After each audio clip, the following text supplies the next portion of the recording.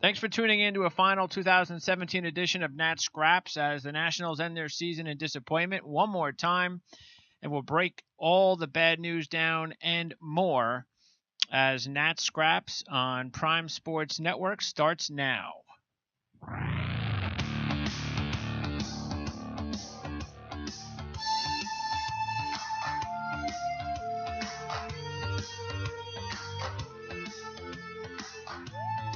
All right, it's Tuesday, the 17th of October, 2017.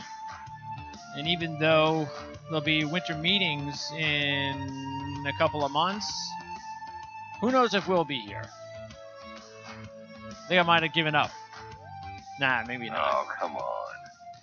Maybe we will be here. I think, Ken, it all depends on exactly what the Nats do at the winter meetings, because I think at this point in time now, the jury is out on everybody. And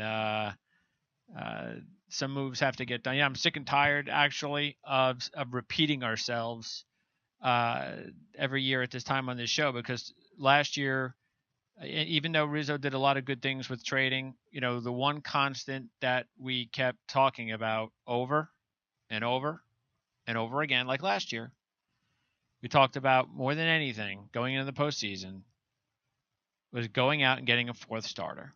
And why did we say that? Because they didn't want to put this organization in a position to be down 2-1 with Tanner Roark in Game 4. So what happens? They get the rain out. They get Strasburg. It works out for them. But then who do they get in Game 5? Gio Gonzalez, which means in a 5-game series, you're pitching Gio Gonzalez twice. You can't do that. And that was the decision they made. They decided not to trade some of their prospects to get. They could have made the deal for Verlander. They didn't want to do it. Somehow, I don't think Verlander blows a 4-1 lead in Game 5. No.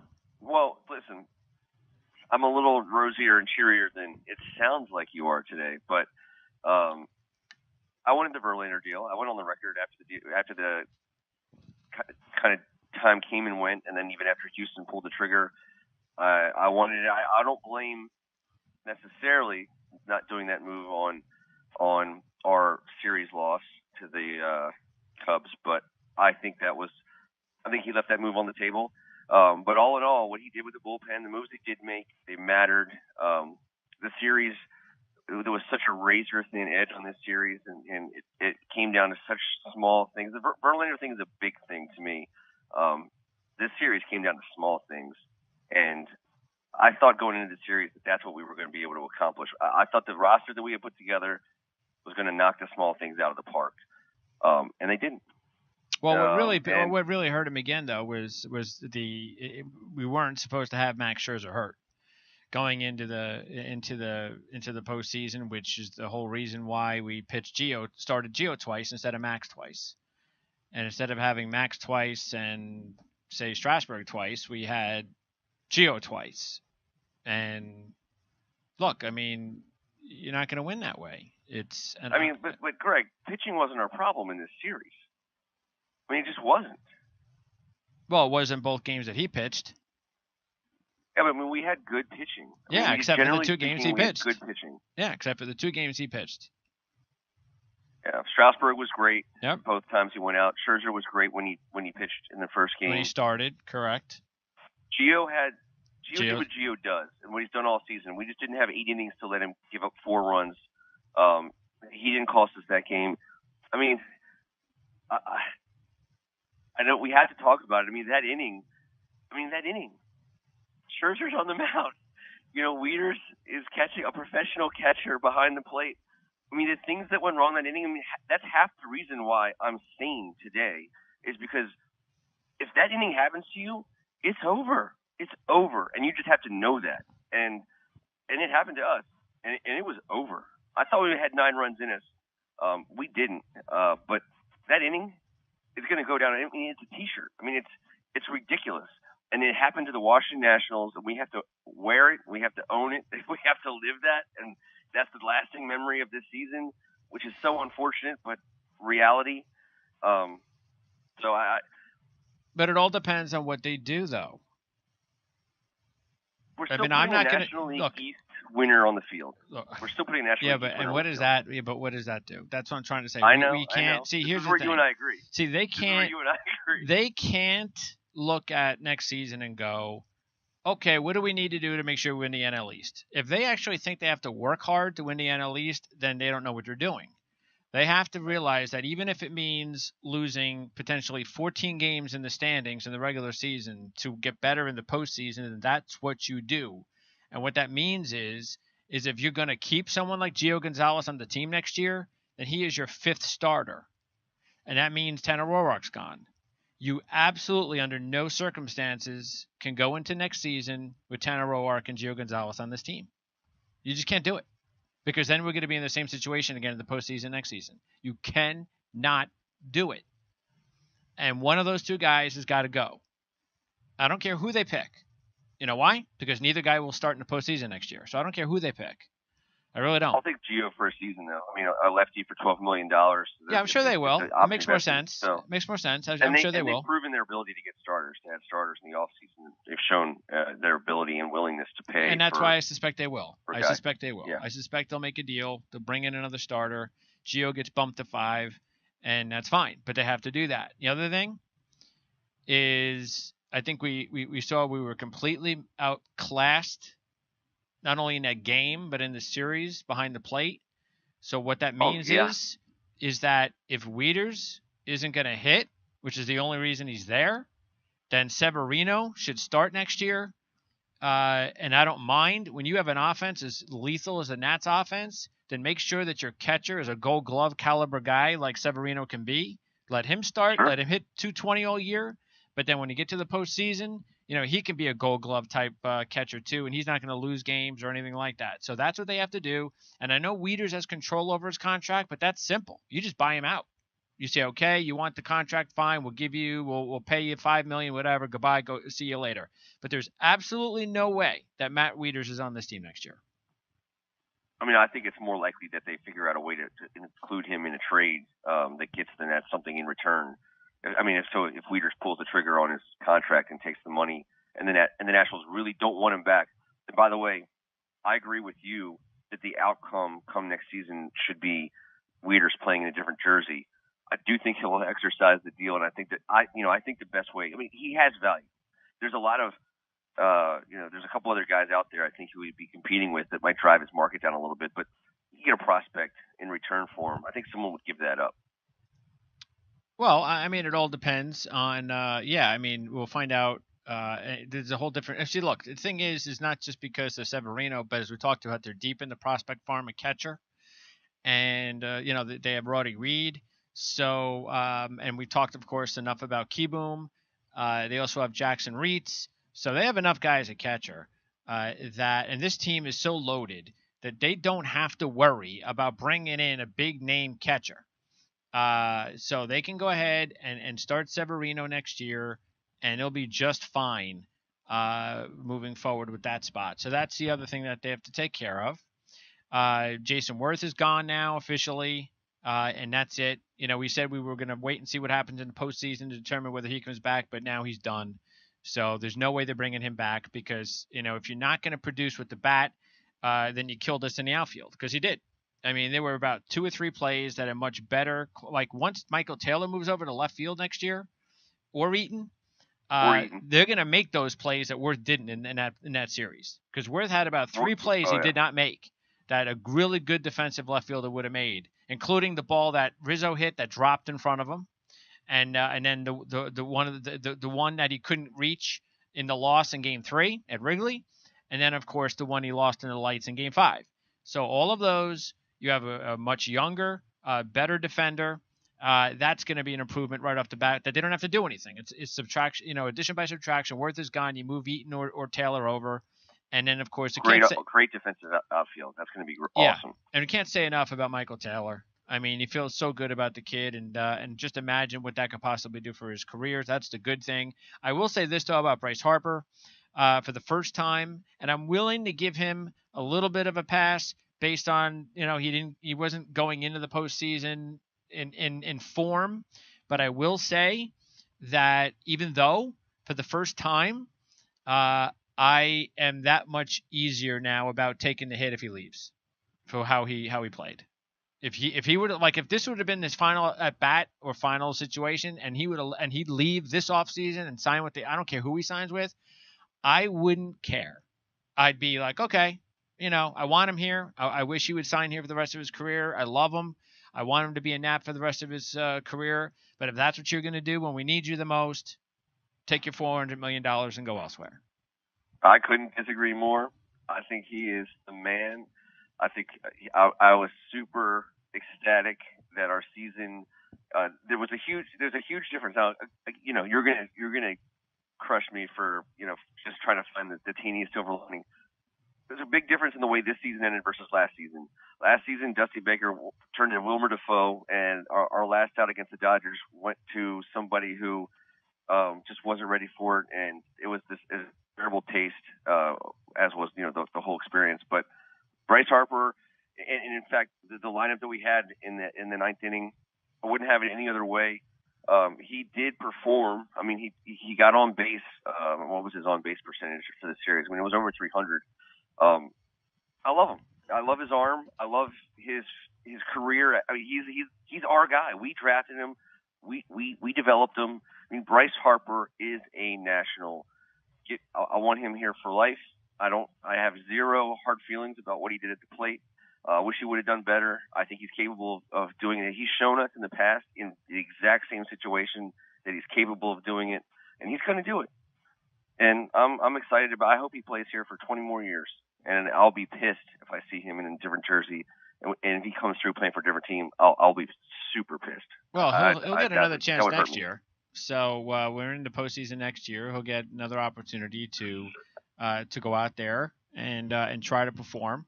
And again, maybe because he didn't, he was injured and he didn't really get an opportunity to go into the postseason on a nice little run. Yep. That's why I'm saying I'll give him the benefit of the doubt there. All I'm saying is as much as I love him and I want him to be around forever, it's just the sting to me, maybe not to you, but to me it would be easier to deal with based on how I mean, I'm sorry. Look, the thing that I don't like, and it's getting old, okay, is last year with Kershaw and Jansen, this year with Wade Davis. These guys are throwing their arms out. All right, they have nothing. You got Jansen throwing like 40 or 50 pitches as a relief pitcher, just like Wade Davis did. And 44 for Wade. And you can't hit these guys.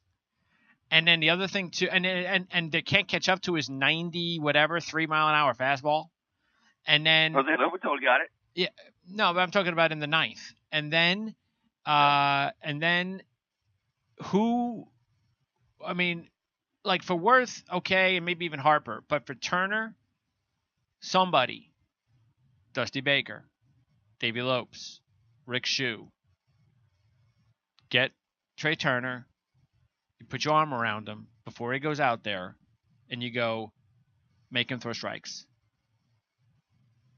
He's throwing 35 pitches, 40 pitches, make him throw strikes. What does Trey do? He swings at the first pitch, gets behind immediately. I don't blame Trey. He's young. I blame the coaching staff. Put your arm around the kid. Be patient. Work the count.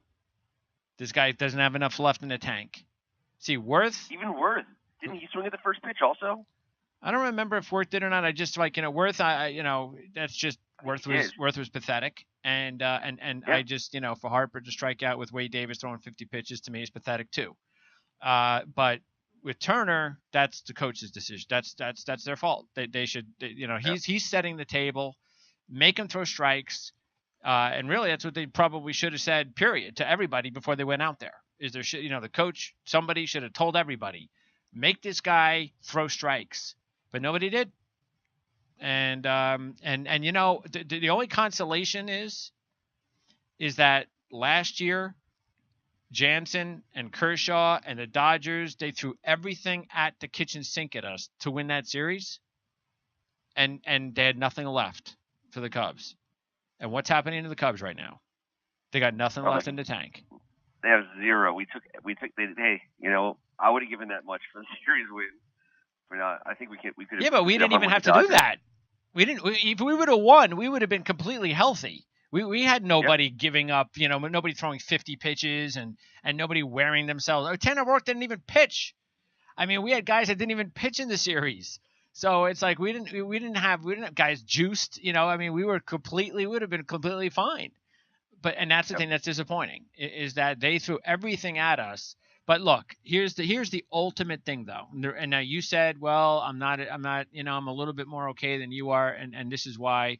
The reason why I'm okay, believe it or not, and I'm only telling you what I think has to happen because that's just, it has to happen and they have to make smarter decisions. But here's the thing. And we talked about this a couple of months ago. The number one reason the Nats lost is because you guys there in DC are just completely, you've got this thing going on there that is destroying these teams. I don't know what it is, but it is killing these guys. And that's what happened in that game. It's what happened in that inning. The craziest shit's happening to these teams, especially the Nats. And no matter what they do, they can't win. And that's how I look at it. I look at it as, you know what? We haven't won yet. There's nothing we can't even. There's nothing we can do because the gods are killing us right now, and we can't get over the hump.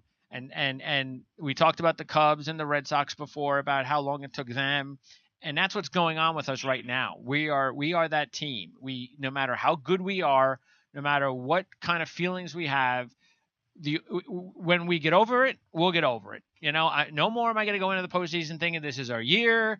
I'm just going to go into every postseason from now on just going, okay, well, when will we finally get over it? That's it. It's just when will we get the break? When will we finally, because when we win that first series, we're probably going to win the World Series. So when is it going to happen? Because that's what happened to the Cubs and the Red Sox. So when we break through, but until then, you just got to deal with it.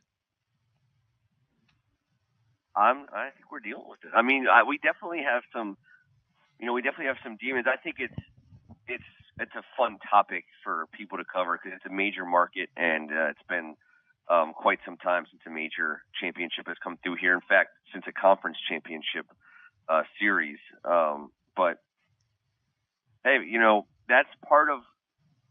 The Cubs had it. Of course, it was just baseball. Chicago had it with the Cubs for over 100 years. It was a thing, and I think it's got to be. We got to wear it like a badge of something. Hopefully, a badge of honor at some point. But I'll roll my dice with these guys. Year to year, we're still going to have 4, maybe 5 MVP candidates. We're still going to win the East and go into the postseason as a favorite. And to me, Adam Eaton. I mean, you know how I feel about Adam Eaton. Oh, he's going to be huge. Yeah, he's going to be a huge plus. Look, we're going to be great next season. It's just that if we're in a regular season, but we've got to make a couple of little moves we talked about. So we got 2 moves to make. Make sure Severino or someone else is our catcher, and bring in your 4th starter, the guy who will be your number 4 starter, or your number 3 starter, somebody that will be one of your top 3 or 4 starters in the postseason. And I'm not waiting until the trade deadline. You do it you do it at the winter meetings. You get it over with. You make the move, and then you go into the regular season with somebody replacing either Gio or Tanner in the rotation, and you're set. There's nothing else to do. I mean, this is a championship team on paper. So Strasburg looks awesome, and then I mean, what kind of a problem we're going to have now? When Harper's contract does come up. Because you have Eaton, you got Taylor, and you got Victor Robles coming up. So is someone moving to first? I mean, so because that's what's going to have to happen unless now how long does Harper have left before he's under contract next year? Just one more year? That's it. Yeah. Okay, so he's got one more year. I don't think there's any problem. I think you find out what it takes to pay for him to be a national for the next however long. I mean, it'll be a long contract. So what do you do though? You stroke the check. Who goes to first? I mean, Eaton, I guess. I don't know. Somebody's got to go to first because Robles has got to start playing by 2019. So, and we know he's probably even going to get some sort of a chance. I mean, again, they're not going to put him on the bench, and there's no room for him to start next year. So that's why he's got to be 2019. Taylor has 3 years of arbitration, I think, if I'm not mistaken. He is before he becomes an unrestricted free agent. So he becomes a pretty attractive piece. I'm not advocating getting rid of him. No. If you're choosing between Harper and Taylor, I'm taking Harper and I'm using. No, but Taylor you're not doing that. Eaton would be the odd guy out. He would be. I don't think so. Dude, you're not getting rid of Taylor. You're not getting rid of Harper. You're not getting rid of Robles. I think you can get more in trade for Taylor than you can for Eaton, and I'd rather keep Eaton anyways. I think Eaton's the best guy on the team when he plays. Well, but I'm saying you're going to trade Michael Taylor. Now I know you're going to get trade Taylor now. The way he looked in the playoffs, that's going to help you get a really good pitcher. But Are you going to do that? I mean, that's one guy out of the guys. A lot of guys that did not come through. That's one guy that came through for you in the postseason. And that's the guy you're going to get rid of? It's a tricky situation. That's not easy. Yeah, we've talked. You and I have talked about it also a number of times over our 2 years on Nat Scraps, and that is, in order to get value, you have to be willing to trade value. And if you're making an organizational decision, and you'd rather trade Taylor than Eaton, yes. Than Robles. Yes, I'd rather keep Robles, Eaton, and Harper. And get the best. Because again, who's more valuable right now than Michael Taylor? I actually think. Honestly, I would. I don't know. That's still a close one with Robles. Someone. You put that on a hook, you're going to catch a pretty big fish. Is my guess. You are.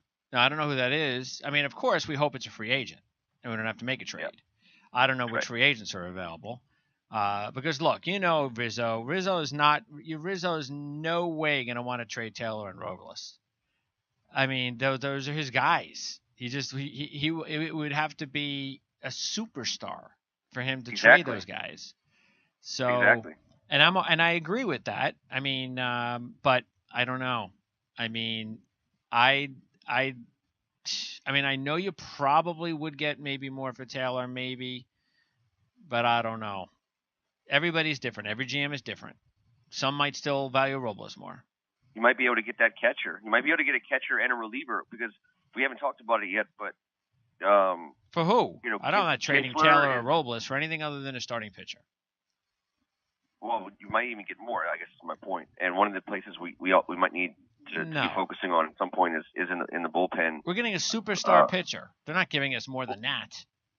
We're not talking about Bryce Harper. We're trading. Either way, we're either going to trade for one or we're going to buy one as a free agent. But I'm saying, we still have to figure out something to do in the bullpen. No, we don't. Sure we do. Are we done with Perez and Blanton? Are we? Kinsler's a free agent. I mean, we're going to try to re-sign him. I hope. Sure. Resign Kinsler. No, but that's a big move. I mean, we still have Madsen, I believe, and Madsen's back. Doolittle's back. Glover's healthy. You've got you bring back Albers. You bring back. I think Blanton has another year, doesn't he? I thought the guaranteed part of his contract was done this season, but I could be wrong. Let me see I thought here. The same about Blanton. No. Yeah, Blanton's gone, but you have Solis. That's fine. You've got Romero. So you got Albers. You bring back Kinsler. You got Madsen. You got Doolittle. I mean, you got enough guys. You're not going to need anybody else. And Glover comes back. And by the way, guess who's coming back next year? Sean Kelly. So, because he's another year left on his deal. You don't need any more relievers. Relievers a dime a dozen anyway. They got Doolittle, Madsen. You've got Solis and Romero for your seventh inning guy in case you don't want to bring back Kinsler. We don't have to talk about relievers. Given how terrible our bullpen was at the beginning of the season, I mean, I don't disagree with you necessarily that you can find them, but I like the idea of adding what you need in the bullpen at the deadline. I've always preferred that. But what about the bench? So Adam Lind has, I believe, a player option. It's a mutual option. Oh, well, there's no question Lind would want to come back, and you bring him back. That's it. Simple. I mean, he's cheap. Well, no, we wouldn't bring him back. I believe the decision is fully in his hands. Get 303 with 14 homers off the bench. He made himself way better looking against lefties, which was the knock on him last offseason. Yeah, but he's not going to make more than a couple $1 million. It's just nobody's going to pay. He's 34 years old. He's not going to make a lot of money that we can't afford. So he comes back. That's easy. And okay, I hope so. The question is, well, I mean, Drew, you probably don't even need to bring him back. You got Defoe. Exactly. Defoe is and you have Goodwin. So Goodwin basically replaces Kendrick. I mean, look, I don't even think there's room for Kendrick. So if there is, and you want him to be like and he wants to come back, fine, then bring him back. He'll be cheap. He ain't making $10 million again, that's for sure. So no, well, I think, yeah, I wanted to say it was up for $3 million or something along those lines. Yeah. I mean, it's not that they're expensive. I do think Adam Lind can command more money than what his option with us is if he wanted to go that route. I hope that he would give us that first look. Well, look, I don't. Yeah, and that's I'm not worried about that. So, and then we've got some of the depth as well if we want to make a trade, with to add into whatever we need to get that starter. We've got Joe Ross. I don't know if anybody would, maybe you throw him into the deal with the Taylor, and you got Eric Fetty as well. So you got enough guys that you can throw into a package. You get that superstar, one of those other big time pitchers, and you're set. There's not much the team needs to do. It's pretty simple. Okay, that's it. It's going to be such a nasty starting rotation next year if they do that. They have to do that. If and when they're successful. And that's why I'm saying if they don't, then I don't even want to talk about it. I'm not going to talk about it. Such a short list of big moves that need to be made. Yeah, it's exactly. This is what you got to do. Just get it done. That's exciting. Isn't that exciting as a Nationals fan? But even like one of the moves isn't even a move. One of the moves is just, okay, let's just ditching Wieters and move Severino up and we're fine. So the only thing is one move. Go out and get another big-time pitcher, and that's it. One move, period. And if you don't do that, and it's spring training, and they have Tanner Roark, and Gio Gonzalez, and Eric Fetty, and Joe Ross battling for 4th and 5th spots in the rotation, then and they wind up going back into the postseason with that again, they're not winning. And they don't deserve it. But they definitely need somebody else. They need one other guy because – see, and again, that's why, and I'm talking about the postseason rotation. Now, in the regular season, you keep Gio, which again I think they would. Then Gio is, more than likely, Gio can end up whatever. Okay, he's he's more like your number 4 starter, and then they can decide whatever they want to do with if they want to screw around with somebody else, that's fine. But whoever it is that they bring in to go along with Scherzer and Strasburg, it's got to be part of the big 3. That's the big 3. Those are the 3 guys that wind up starting in your best of 5 postseason. That is it. Those 3. So that's the idea. You want to move Gio down to anywhere 4 or 5. I don't care. Even Roark, Fetty, Ross. I don't care what you do with those guys. But whatever it is, somebody replaces Gio as in your top 3. That's it. Whatever you do that. And it also has to be somebody that's in their mid to late 20s. Yeah, it's got to be and controllable. I mean, someone's going to be here for, I'd say, minimum 3 seasons. Because Scherzer's going to be 34. And you need somebody else because right now, I mean, the good news is when you take a look at some of the prospects, and by the way, we also, have another prospect that we could also trade, by the way, if we want to, sweeten the pot in any deal, and that is Juan Soto. So Juan Soto becomes an easy trade target to go along with a Robles or a Taylor, and then all of a sudden, there is no question you're bringing back. With that package, you could put in like Fetty, Soto, and Taylor or Robles, and you're bringing back a premier top 3 starter, and that's it. Yep. Your worries are over. Hopefully left-handed.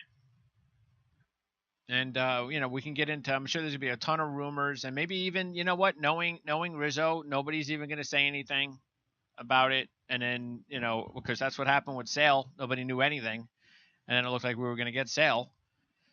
And you see, Chris Sale, I mean, I'm sure you wish they would have made that deal and you would have came to the Nats instead of that bad Red Sox team that would look even more pathetic.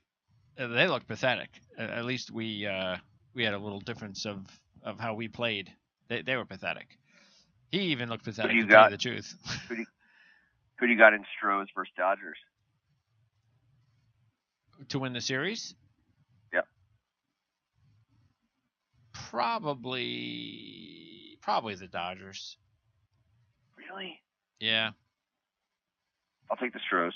I think the Astros are a little young right now for the most part. It's. I mean, I think they're good, and they'll Of course, be. yeah.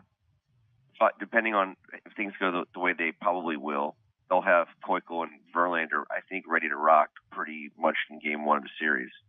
Do they give enough rest between the Championship Series and the World Series for starters to rest? I don't think Be so. ready if they have to Not, be using maybe Game a 7? couple days. Not much. They won't be. Certainly won't have, been worked very hard against the Yanks. I don't know. I'll take Houston. They got that, sympathetic vote for the Hurricanes, and they're making that New Orleans Saints-esque run after Katrina. It seems to be their year.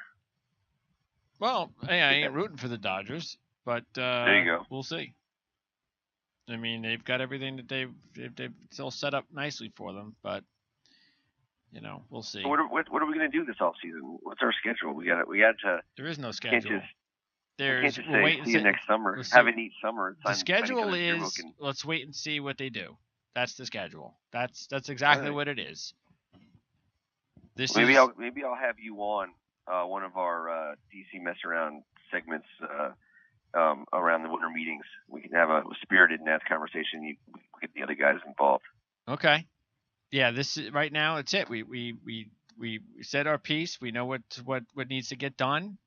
One top 3 pitcher in the rotation. That's it. Make the deal. Trade what you have to trade. Get it done. Team pretty much set now, and then you just got to get rid of the jinx, and that's only going to take care of itself one of these years. Could be next year. Could be the year after that. Could be 5 years from now. But one of these years, they got to get the jinx off the uniform. And I have it on pretty good authority that it's going to be next year. All right, good for you. I'll see it when I see it. And but other than that, really, that's it. We'll see how it all works out. And winter meetings will be here, and then we'll talk about hopefully a big trade. I don't know what's out there. I don't know if there's been anybody that. I don't know if there's anybody. Is there anybody that you can think of that is an obvious trade choice? Somebody that, because if you look at, let's see, all you have to do basically to look at a premier starter is look at stats, regular season stats, pitching. I'm going to go right to the top. See who's available. Regular season. All right, ERA. Let's see who's available. Look at this. The top 4 guys. 2 of them are Strasburg and Scherzer. Yeah, and Gio is not that far. Yeah, okay. Nice for him. Good for him. Let's see. You got Stroman. Is he available? Marcus Stroman? I don't know. Okay, Stroman. We'll write that down. Stroman. I tell you, here's one. What if we make a deal with Cleveland? Because Cleveland needs hitting. For Carrasco? How about that? Carlos Carrasco. He's what, 20? No, he's going to be 30 years old. He is 30 years old. Of course, he's from Venezuela. He could be like 40 years old for all we know. But he's right-handed demon. I don't know. I'd probably look for someone younger. All right. Let's see. How about Carlos Martinez? Let's see here. That's going down the list a little ways. Yeah, but we know he's better than that. Yeah. He didn't have a great year. He's more than capable of being a really good pitcher. How about Michael Fulmer? Another guy who didn't have his best year, but we know he's good. There were some Fulmer rumors, weren't they? Detroit's still looking to rebuild. Yeah, Detroit. I think Detroit. Once they say bye-bye to Verlander, I think they pretty much consider anything. Now, I don't know about Garrett Cole. You know, I mean, we know Pittsburgh would want to trade with us. They always do. But Garrett Cole would be interesting. You know, I mean, get Maddox. Maybe him just being out of Pittsburgh. Even though Series is a great pitching coach, but he's just so talented. You wonder why he didn't pitch better. Maybe he's just sick of losing. Didn't he get hurt? Wasn't he out for a while? No. Nope. So let's put Garrett Cole in there for sure. 12-12, 4.5 ERA. But again, right-hander. We know he's better than that. Yep. Because Pittsburgh's going to want a massive return, and we can give it to him. So that's definitely a guy. So Cole is definitely near the top.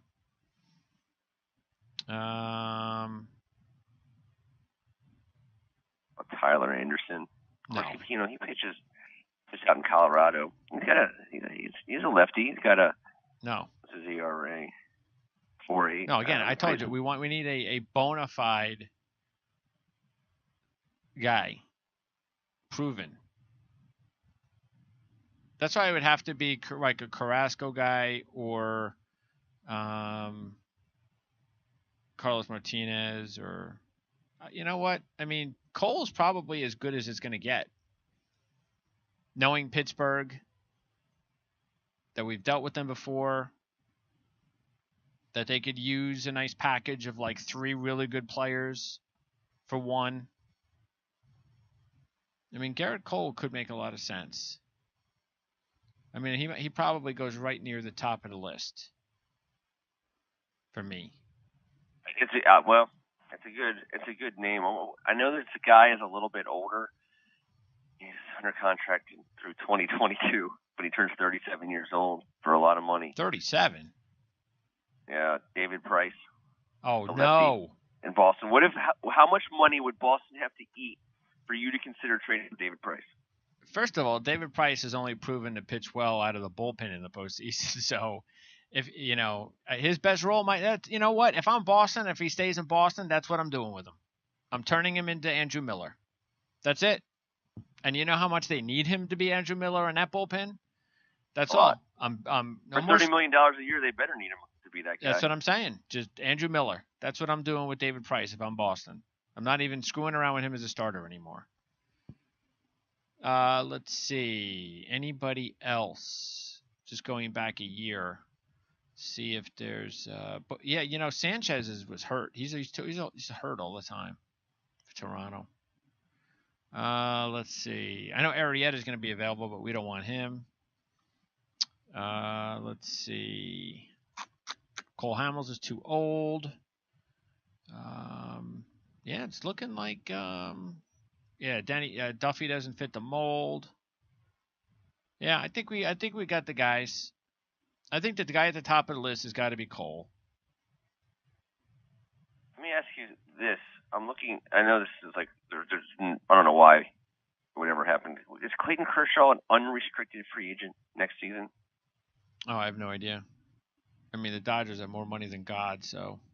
Yeah, I can't imagine he would choose to not play there. But his contract is unrestricted free agent in 2021. So. All right. So yeah, so I'm saying. Let's go Martinez, Cole. Martinez, Cole. You see, I don't even know if I trust Stroman for. He had one good year. I might put him in there though. Maybe Stroman and Carrasco, but you said Carrasco's 30? Yeah, he's 30 right now. Yeah, I don't know about that. So let's throw Stroman in there. So Stroman.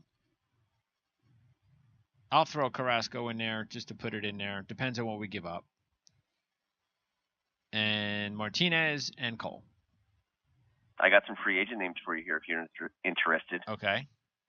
This is according to Spot Track, 2018 MLB free agent starting pitchers.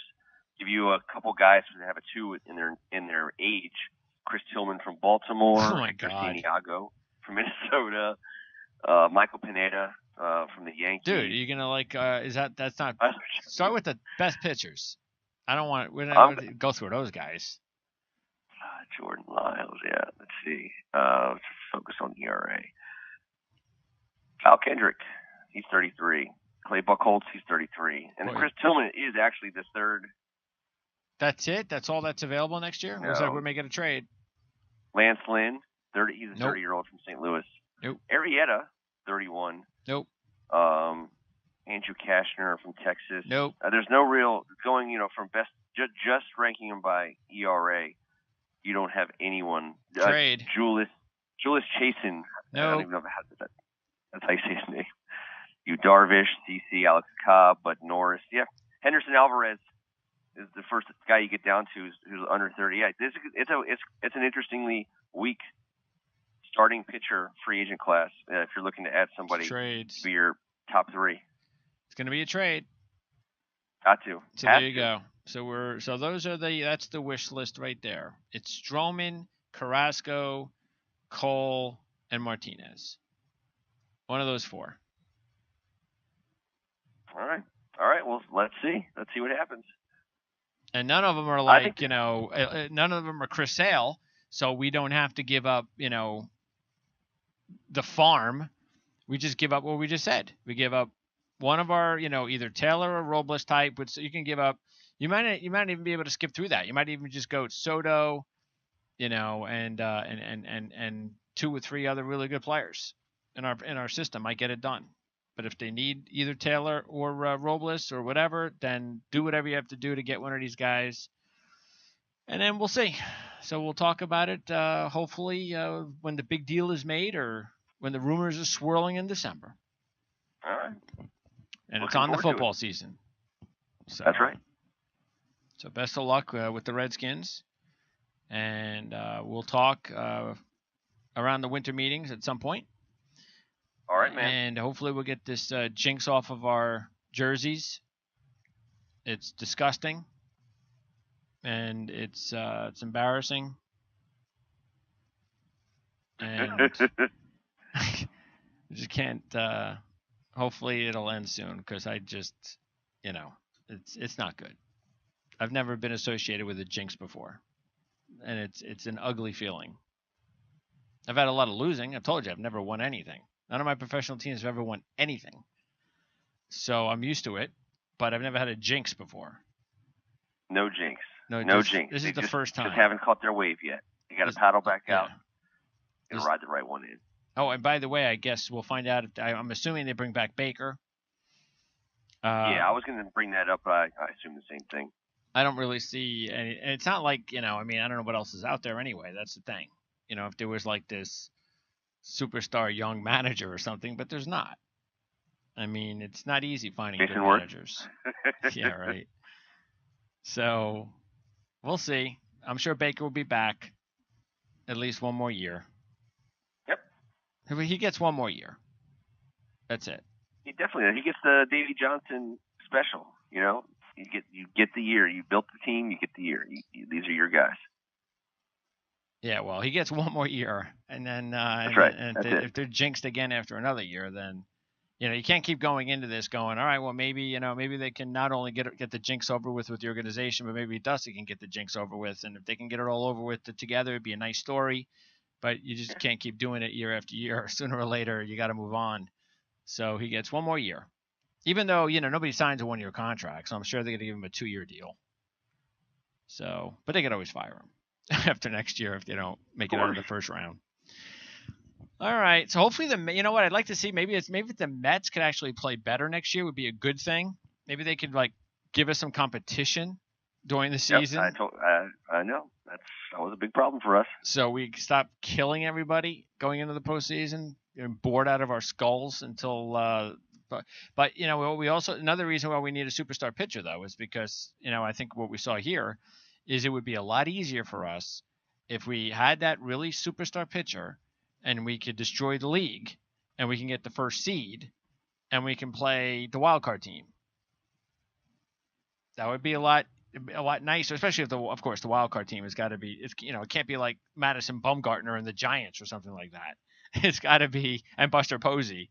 It's got to be like, Colorado or something like that in a wild card. Because we can't lose Crappy that. team. If we like go to the postseason next year, we're the best record and play some like scrubby team that hadn't been to postseason in 10 years and lose to them, then that's it. Then we know that something's really wrong. Then everybody goes. So, but that's what your goal has to be. Your goal has to be to win the best record, play the weaker team, get rid of that series fast, rest your guys, let the other guys kill themselves, play the team that destroyed themselves, beat them, and you're in the World Series. That's how you're supposed to do it. And you can do that. And so it shall be done. Well, let's see. All right, Ken, enjoy. What do you got going on in your show today? Oh man, we're previewing the NBA season on one show, the Hot Box. We got some local high school hoops coaches in studio tonight, previewing the Washington D.C. Athletic Conference, which is a big deal in these parts. And then, basically after the whistle, which is all part of the Audible, we will be talking about how the Redskins take the fun out of everything. Oh, so even the Redskins take the fun out of everything. Yeah, how can you? They just made a win that we were supposed to get, and that we got. And it just made it unfun. Like, how did they do that? Oh. Well. Wow. It was. I mean, you almost lose to San Francisco. I mean, you don't lose. You got to take that for what it is. Win's a win. You managed to get the win. But yeah, win's a win. Next week's a different week. Everybody, it's the NFL. Every week's different. Take the win. Yeah, when you talk about being there before and seeing that movie before, I've been in FedEx Field many times over the last 15, 16, 17 years, seen that exact game, and I've seen it go exactly the way it went until, and so seeing the Redskins win that game for a change, there you go, is encouraging. Okay. But you talk about breaking curses and jinxes. I mean, the Redskins have played that game against Kyle Shanahan 1 million times and lost almost all of them. Well, you got the big game this week. So this is the game where you've already lost to the Eagles. So yep, bathroom. That's they're playing well. So, yeah, it's gonna be fun. Yeah, so it's gonna be a lot of fun. So that's a big one. Enjoy that one. Enjoy the season. We'll talk to you hopefully around the winter meetings when we can celebrate some sort of trade. Seems to be the only thing we celebrate around here as Washington National fans. We'll be celebrating in regular season. We can't let the Nationals become that. The Redskins were that for so long. The Nationals aren't going to be about great all seasons. The Nationals are going to be about great postseasons. That we just can't get there. We can't be champions of the all season. The Nationals are too good for that. So all right. We got to avoid that at all costs. Well, next up for you guys is the Capitals. So you can watch the Capitals win another President's Trophy and then lose in the first round. So keep that going. 7 points currently this season, 1 point out of first place. Yeah, very nice. In the conference, tied with Pittsburgh. A lot of new faces. Didn't you lose to Pittsburgh when you played them?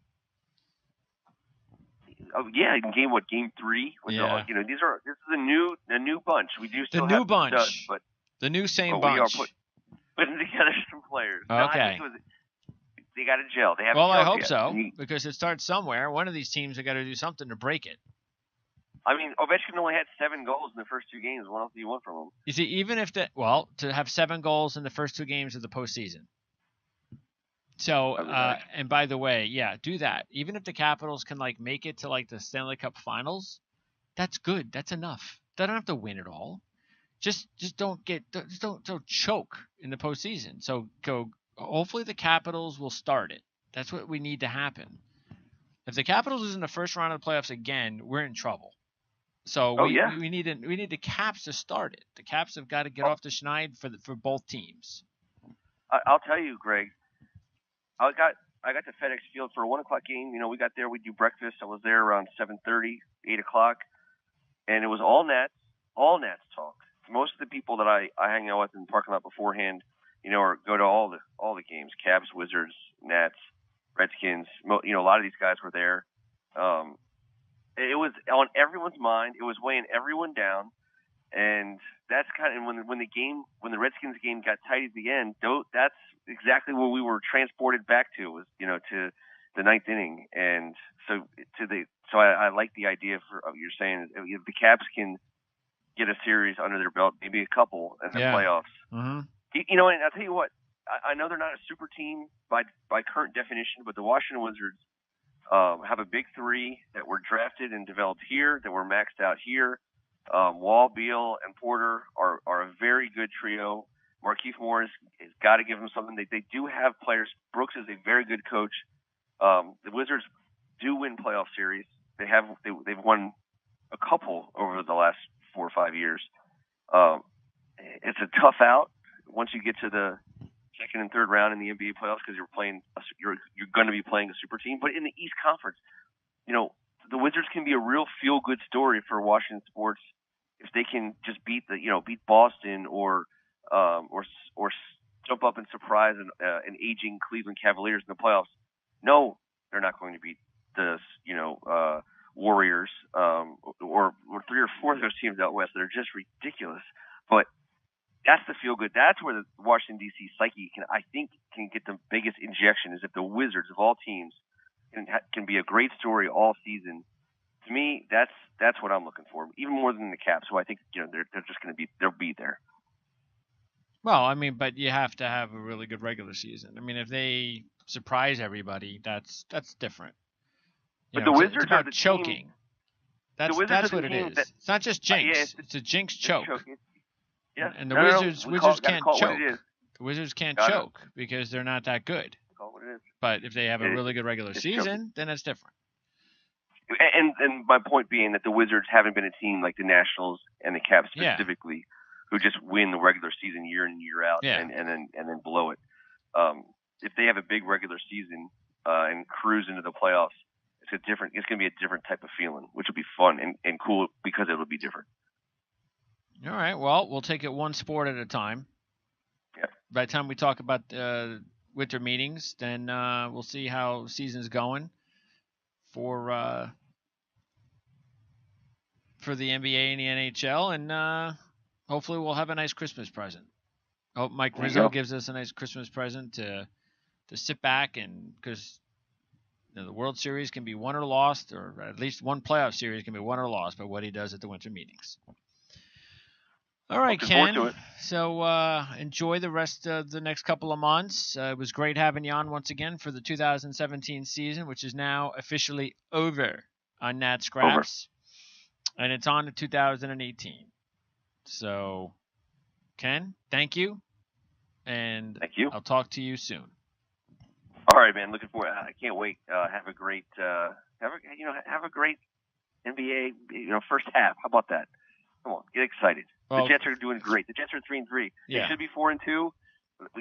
But you know what? They feel good at 3-3, don't they? Pretty much, yeah. I mean, I'd like to see Josh McCown take a seat, but I can't have everything. So at least they're winning. That's okay. And the Nets can't be any worse, so I'm excited about the Nets season. They're going to be better than people think, but that's not saying much how bad they were. So, yes, there are some things to get excited about, so I'm okay. I'm a busy man. I've got things to preoccupy myself with, and as you know, I was fully prepared anyway. When you lose your entire life, even if you're optimistic, you're just prepared. So it's not a negative thing. It's just you're just prepared. It's a lot easier. That's why I tried to prepare you all the time. I always try to warn you and prepare you for the possibility, and but hopefully next year that'll all be gone. No more losing. Got to get that first. Former valuable service, my friend. Go all the way down to this takes it all the way back to the Expos for me. All the way back to Rick Monday for me. So until they win that first series, it's going to keep lingering on in my life. But anyway, so be it. All right. I will talk to you soon, Mr. Ken. Thanks for 2017, and we'll start talking 2018 next time we talk in a couple months. Awesome. All right, Greg. You got it, man. All right, man. Take care. All right. That's Ken Marengo at It's Raining Ken. First Amendment Sports. Check them out. They got the show tonight. And that's it for our show. By the way, you can follow us on Twitter at PrimeSN. What else we got? We will be talking, I'm not sure we're going to be, probably talking some baseball with Scott Silvatoro at some point before the World Series begins. I know we haven't really talked a lot of baseball the last week, but I think you understand why. And, of course, we got a lot of football on the All Lads Football Network. So for Ken Marangolo and Greg DePalma, thanks for tuning in to the Nat Scraps for 2017. We'll see you next year. Is in bloom, the PR transmissions, where was you? I tried to push, tried to keep us all down.